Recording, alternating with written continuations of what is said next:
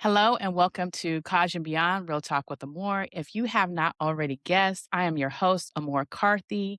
Today's episode is sponsored by Education Innovations, where we help guide families through education decisions from college and graduate admissions to life beyond. Our podcast is to help expose people to different colleges and what they're like, as well as different careers they may be interested in. On today's episode, we will be featuring Sanko Hodges III. His episode is entitled Philosophy, Power, and the Pressure of Legacy. So without further ado, let's bring on Sanko. Hey, how are you Hello. today? I'm good. How about you? I'm doing real good. So why don't you introduce yourself and then tell us what school you're representing? Well, yeah, I'm St. Hodges. I'm a freshman philosophy major on the pre-law track from Atlanta, Georgia, and I had the pleasure to attend Howard University. All right. So, you say you're from Atlanta. So, um, the title of your podcast is Philosophy, Power, and the Pressure of Legacy. Yes, So, ma'am. let's start out with your major, philosophy. Why'd you choose philosophy and what are you learning? Well, I want to be a lawyer and a politician when I grow up, and I think the very foundation of lawyers involves values, morals, and ethics. It's a strong foundation, and unfortunately, we begin to prioritize money instead of the whole philosophical nature behind a lawyer and representing other people. And I wanted to do it the correct in the most just way possible. Okay. So, that's how you came up with the philosophy major. Yes, ma'am. Have you started taking your philosophy classes yet? Yes, I took a intro to ethics class last year, a history of Africana philosophy. I did a representative thinkers class where we just read different philosophical texts. And right now I am taking a sociology class. So, out of those so far that you've taken, which one was your favorite one so far, if you can choose, or at least your top two? And tell us why. Favorite, I would definitely just say the representative thinkers class, because the format of the entire class was we would read one text for homework, we'd come back, and then we do a presentation or a slide on it, take notes, introduce different nuances that introduced, excuse me. And then the next week we'd read a different philosophical writing with the same silhouette over the same topic, but with differing philosophies. And so it gave me the chance to battle different ideologies and beliefs and determine what I thought or to compromise. I like that. Yes, ma'am. So, you have the philosophy part and then you have the power part. So, talk to us. You said that you're going into, the law, you said it's not done right, and then you're taking ethics. Talk to us about the power part. And you said you don't, it's going towards money. What do you think law should be about and why? Well, over my time, just learning more about law and philosophy, I've come to realize that justice is not some societal construct. It's a universal truth that we all deserve. Justice, it is undeniable, but it is also multifaceted in how it should be distributed and how it should be represented. As an African American lawyer, I think the power plays a very specific part because we come from so much, especially here at Howard. It's right in front of us, the history that's come from. And we learn that those that made history weren't trying to make history. They were trying to make the future better, and it became historic by advocating for justice. Mm, And that in and of mm. itself is power. So when we walk through the footsteps of those that came before us, we simultaneously make our own. And that in and of itself is power. And that's what we should strive for. Okay, so you're not trying to become a lawyer to gain power. Are you trying to make a more just society? Is that what you're Yes, trying to I'm trying do? to make a more just society. Yes, ma'am. I love that. So, is there any incident or events that happened that made you drew you towards becoming a lawyer? Did you see anything in society and you're like, you know what? This is my way that I can make a change. I wouldn't say a specific event. Growing up, my mom was already a lawyer, so I was surrounded by that type of environment of debating as to why I shouldn't wash dishes or why I didn't need to make up my bed. certain mornings. Furthermore, my parents, they really cared about history. Saturdays, I would watch documentaries with my father. Sundays, I would watch biopics with my little brother. So history was all around me, and it galvanized this interest of wanting to advocate for the right thing because I noticed that even when these historical figures died, their names never died. And that's something that I want to live by. I want to live, I want to fight, and I want to care for a lifetime that I may never be able to see. Mm, okay, you preaching today.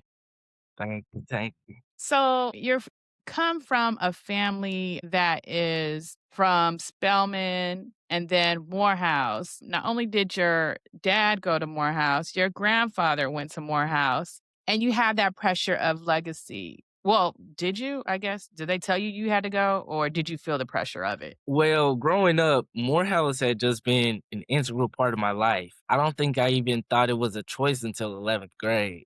Before then, I thought Morehouse was predestined for me. And then I started Hmm. applying, I started getting accepted into colleges, and I knew that I wanted something beyond Atlanta, beyond comfort. And Morehouse would give me Mm, both.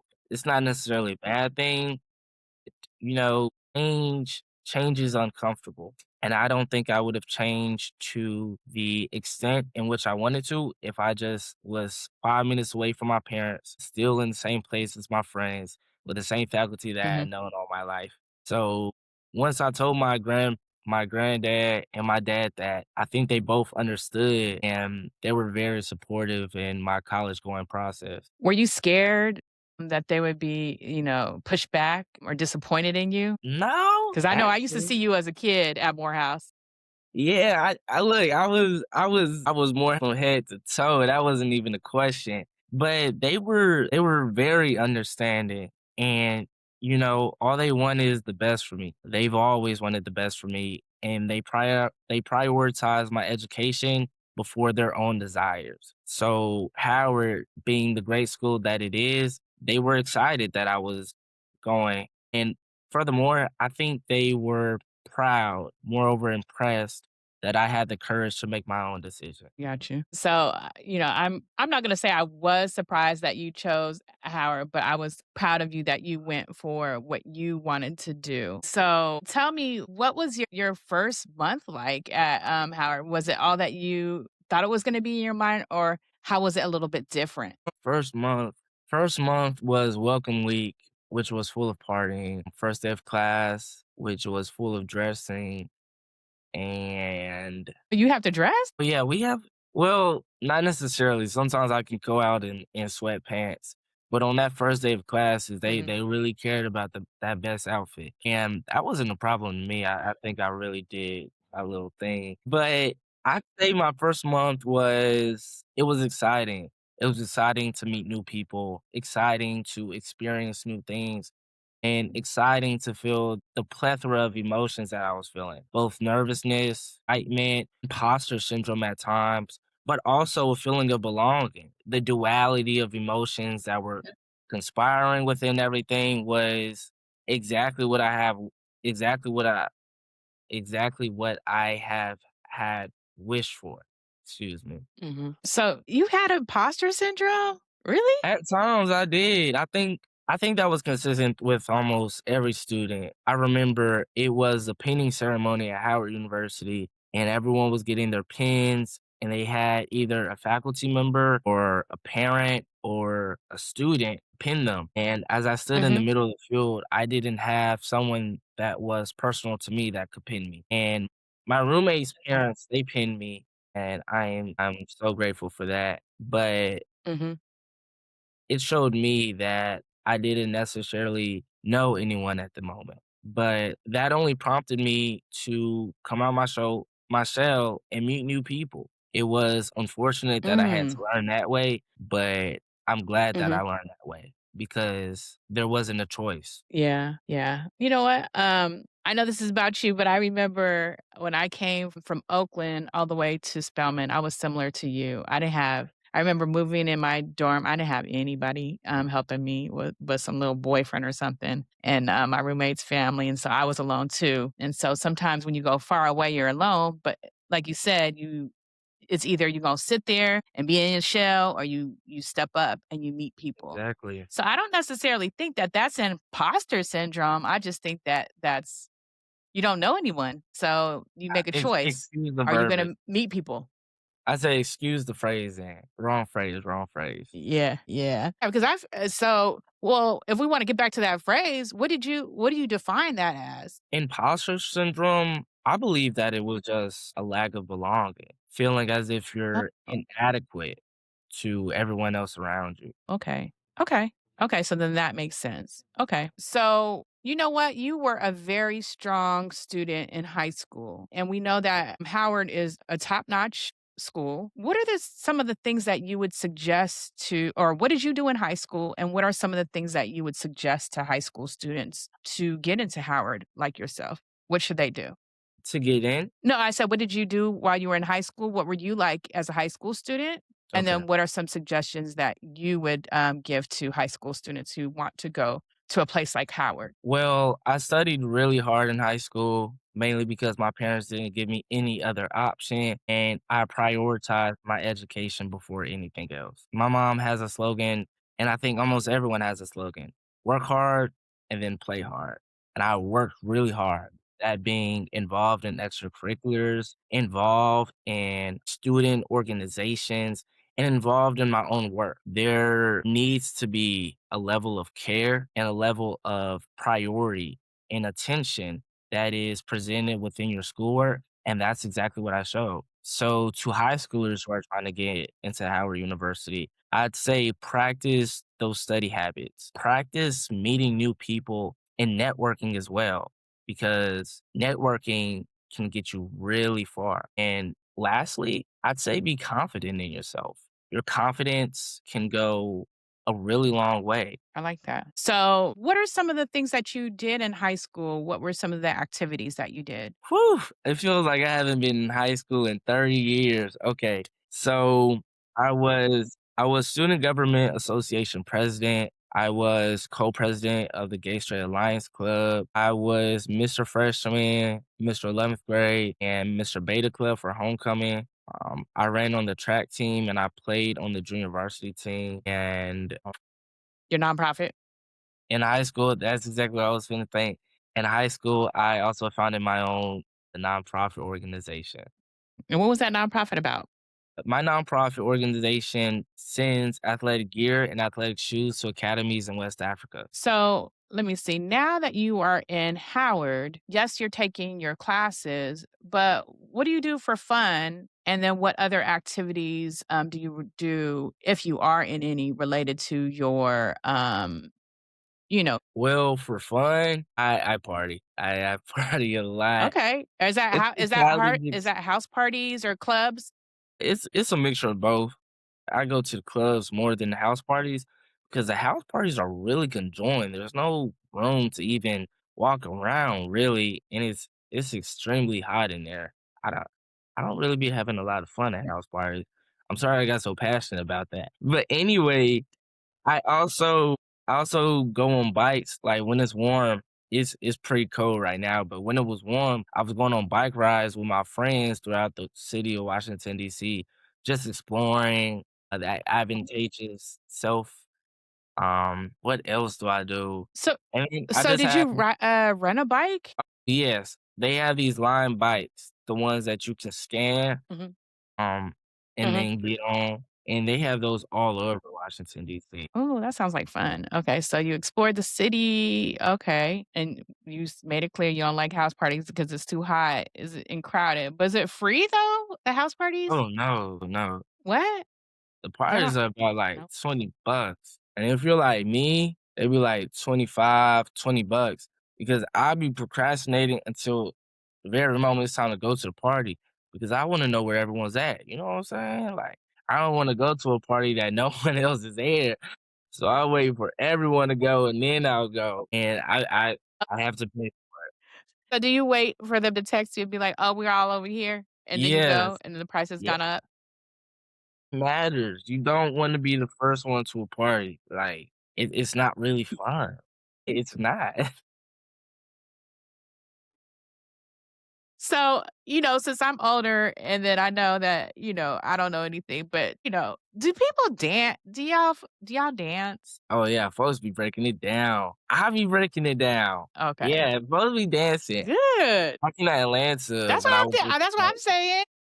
yeah, back in Yeah. Atlanta, I wasn't really dancing for real. I was too focused on being cool. But, when I got to Howard, I looked around and everyone around me was dancing, and I decided to dance, and I think I deserve that. I Good. done did 4 years of hard work in high school. I deserve a little dance, a little two-step. A little. You should be dancing all the time. YOLO. You only live Yeah. once.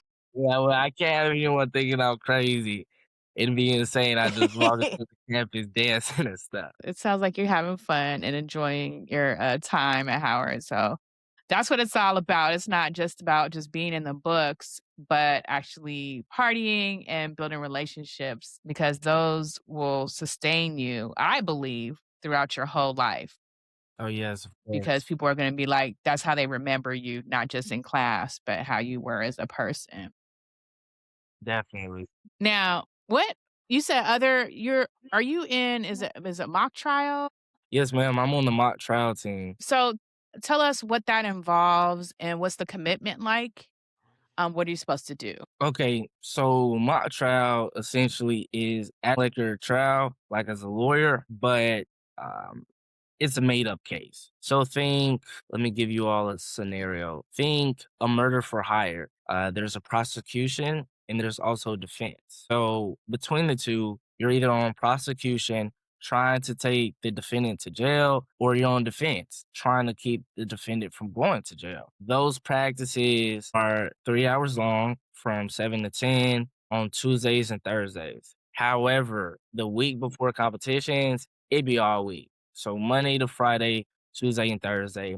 Competitions are Saturday and Sunday, and they take all day. But it's really fun. The way I just stated it, it sounds like it's a chore, but it's not. It's a really fun academic sport, and it teaches you public speaking. So, did you have to try out for that, or did you just say, "Hey, I want to be part of this," and they're like, "Okay," you just have to do the work? How does Oh, do yeah, you have you to try definitely out? had to try out.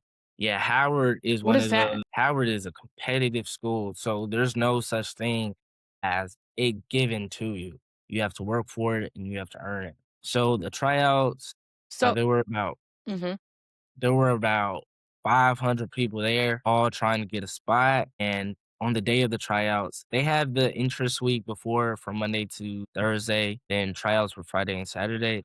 I went to the tryouts. I was in a room with someone else. They gave me a case and I had to read over the case for about 15 minutes. Then I was brought mhm, into another room where I had to make a closing statement for the case, all in 15 minutes. mm. And I guess they saw something they liked because I got an email the day before my birthday talking about I got on the team. Well, congratulations. Thank That's you. huge. So, how many spots are on the mock trial? 500 people. Whoa! How many spots? Yeah, so they have about 4 different teams, A team, B team, C team, Mhm, and D team. And mhm, each spot has about mhm. 2 spots. Yeah, Wow. Damn. I mean, I'm not supposed to curse, but I do. Congratulations. That's thank huge. you. I know your parents, especially your mom, must have been like, "That's my baby." Well, yeah, it was innate. Yes, yes. I am so proud of you. I know I've been controlling the conversation. It's just a conversation. What do you wanna talk about, and what do you wanna tell the people? Because this is about your Mhm. life. Well, I will say that it gets difficult at times, either financially, academically, personally, whatever it is, it gets difficult. But you have to remember that even in the most sorrow times, in the most sad times, you're doing exactly what you're supposed to do. Pain, loss, failure, it will happen, but those moments remind us why love, joy, and connection matter. What's a melody without the ache of a minor chord? What's a story without loss, without struggle? As a student, as a freshman, you will fail, and you have to get comfortable in that failure. You have to fail, get back up, and then fail again so that rock bottom can become the solid foundation in which you build your hope, your goals, and your motivation to continue. You on one today. You dropping Thank you. gems. Thank you. Thank you. Thank you. So since you said that and you're talking about failure, I know that, people come on all kind of podcasts and, they talk and pretend and everyone thinks that Howard or whatever. And like you said, it's very competitive.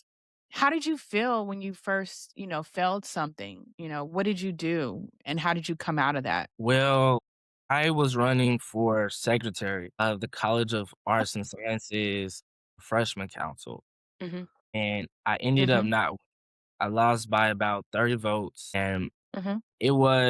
I'm trying not to sound all vain, but it was the first time in a long time that I had necessarily lost a position, and it Mm. became this spiral of when am I gonna win again? I figured Mm. that I had deserved the title because through senior year, I had just lost so much. Scholarships, Mm. colleges, Mhm. college acceptances, my friend, Mhm. and I thought this Mm. I was gonna win something, and I didn't. Mhm. Mhm. However, I went to church, and in the Mhm. sermon they asked, "What punishments of God are not gifts?" And in that very moment, I got inspired to continue to keep going, Mhm. to continue to advocate for who I was as a person, who I aspire to be as a leader. In that moment, Mhm. I realized that there is no option to stop, and there is no way to go around Mm. that failure. You can't turn left, you can't turn right, you can only go forward. And that's exactly what I did. And here I am on a podcast with a big old smile on my face. So it just shows that that loss wasn't that bad and that I only got up stronger. Mm. That's absolutely right. So, are you saying that your faith helps you get through difficult times and helped you get through this, rough time? Oh, yes, of course. My faith, excuse me, but also my friends and my family. Mhm. If I didn't have my Mhm. neighbors at Howard who told me that everything was Mhm. gonna be okay, if I didn't have my campaign Mhm. team who got me flowers even when I lost, I don't Wow. know what I would have done. Um, that support system, you need it Mhm. very strong because when things don't go your way or when you need to be Mhm. motivated, you need a close knit circle of people around you who will care and who will Mhm. encourage you to continue going. My goodness, that is absolutely you had a team and all Yes, that. ma'am. Well, I'm just gonna say this, the fact that you ran for the council in your first year, that is amazing. But the other part is I always think that everything happens for a reason. What if you have gotten that? Then you wouldn't have had time to get the mock trial stuff. Exactly. Like It'll be everything too much. everything happened for a reason because about 2 weeks later, I created a movement within my nonprofit organization called Hope Across Borders, where we collected shoes, Mhm. canned goods, and clothes to send to families in the Congo. See? What? Mean, yes, when one door closes, a bigger one will open. I Ex know that we are, about to close the conversation. What is one last piece of advice that you would give the audience just about life, period? And then what are ways that people can follow or contact you? um, well, I wanna be a politician. I'm a philosophical politician, and I care a lot about justice. So within everything that's going on right now, I'd say that strength not used to uplift others is nothing. Use your resources, your strength, your intelligence, whatever you specialize in, use it to help the people around you. Eliminate those individual biases surrounding individualism so we can foster a more open minded, close knit community as a whole. Okay.